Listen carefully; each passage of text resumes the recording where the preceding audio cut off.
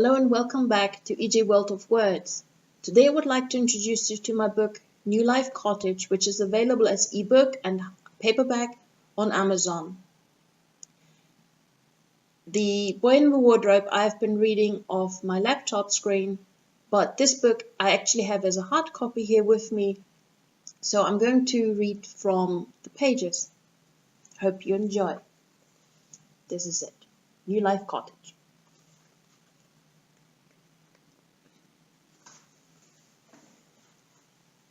When can the three of us meet next? I mean here, like this. The peat fire in the small Scottish cottage roared and sparked, giving off a tremendous heat. Shadows slashed the whitewashed walls. Three women sat close together on a love seat, bare feet toasty under a blanket, faces red from the heat and the wine. The tall one in the middle looked from her friend on the right to the one on the left. Soon, huh? Here? Of course. Brilliant. They nodded agreement. You know it's not going to be like this, never again, right? Again they nodded. It's going to be better, always better from now on. They sipped more sweet amber wine and snuggled deeper into the blanket. The plump one on the left suddenly giggled. Man, that was ingenious. She smiled. Her eyes focused on her Birkenstock sandals on the floor. The strap had loosened. She would have to repair them soon. They were comfortable, she did not want to discard of them yet. When we first talked about this, I was not so sure, but I have to admit, this was a whole lot easier than I thought. Thanks for being there for me. Hey, come here, let me hug you. Their arms hooked around their bodies and for a moment they held on tight. Glad to help you, you know that, don't you? Silence followed, in which all three trailed after their own thoughts. Then the taller one pushed away, held her friend at arm's length. Her scrutiny dug deep into her friend's eyes. How do you feel? She thought a moment. Brilliant. She squeezed her friend once more. Just brilliant. The tall one pursed her lips. No regrets? No regrets at all. The friend on the right piped up. Why should she have any regrets? He deserved it.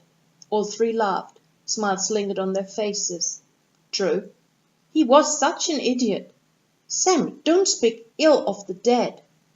For an instant Samantha considered the reprimand before realizing it was not meant as such. Natalie, she fisted her friend on the arm. But it's true. Gabby leaned over her tall friend in the middle so she could see Samantha on the other end of the sofa. You're right, it's true. My mother's son was an idiot. With a solemn, quiet voice she added, but now he's in a better place. Once more the three hugged each other. What next? After a moment's silence, Samantha spoke first. Can you be mine turn next? Natalie grappled for her glass and raised it. Sam's turn. Her friends followed her toast. Sam's turn. They drank, smashed their glasses against the wall over the fireplace. Surprised at their own bravado, they looked at each other in astonishment before bursting out in laughter. The next morning a milky sun rose. The small cottage lay in shadows, sheltered from the North Sea breeze by its location in the valley. No neighbours lived within a 2-mile radius, and only a single-file dirt road led to it. It provided the perfect retreat for the friends. Here they could party late at night or sleep all day, depending on their needs and wishes. It was quiet, it was basic, it was perfect. Very basic.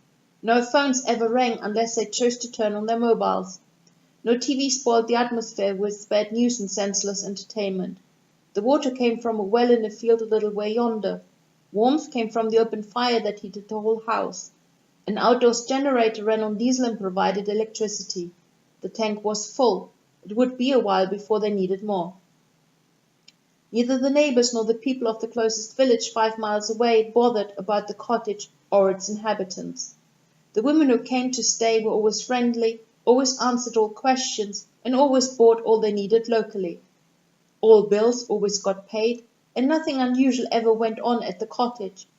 After the cottage had stood empty for a few years, it was refreshing to know that it now seemed to have a new purpose. By all accounts, these ladies were quiet and well educated, and just came to relax. There had been rumours about there not being any men, but as long as these ladies never held hands or kissed in public, they could do whatever they liked in their own 4 walls. The people at the village appreciated that they were not from these parts, so strange behaviours were kindly excused.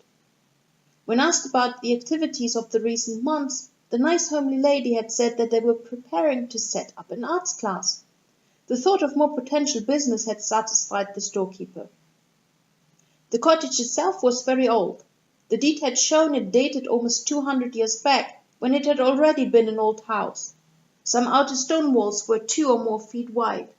Small windows ensured that cold and rain and wind would stay out while heat and warmth stayed inside.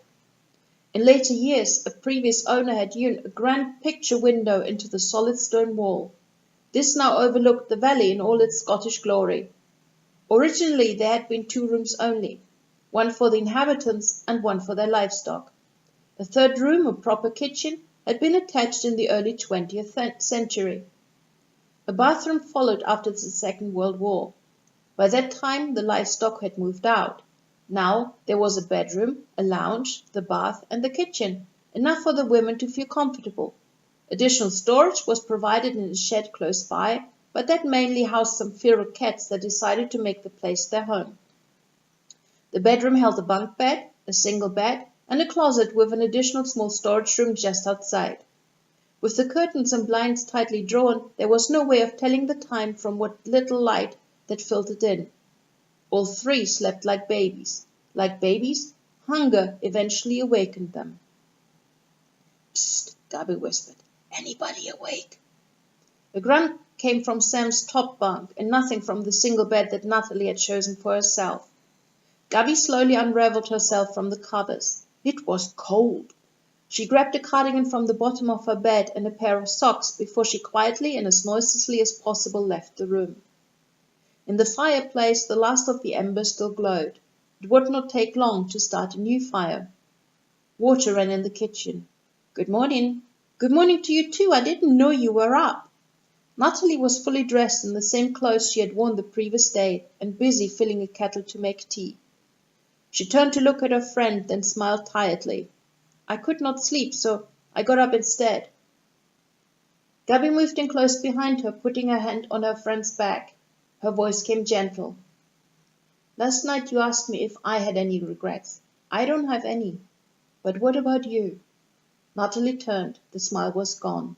Silently they hugged. Still hanging on to her friend, Natalie sighed. "To be honest, I was not sure how I would feel.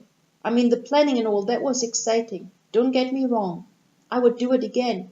But I dreaded the moment when you would call me. And then when you did, I was just numb. I felt nothing.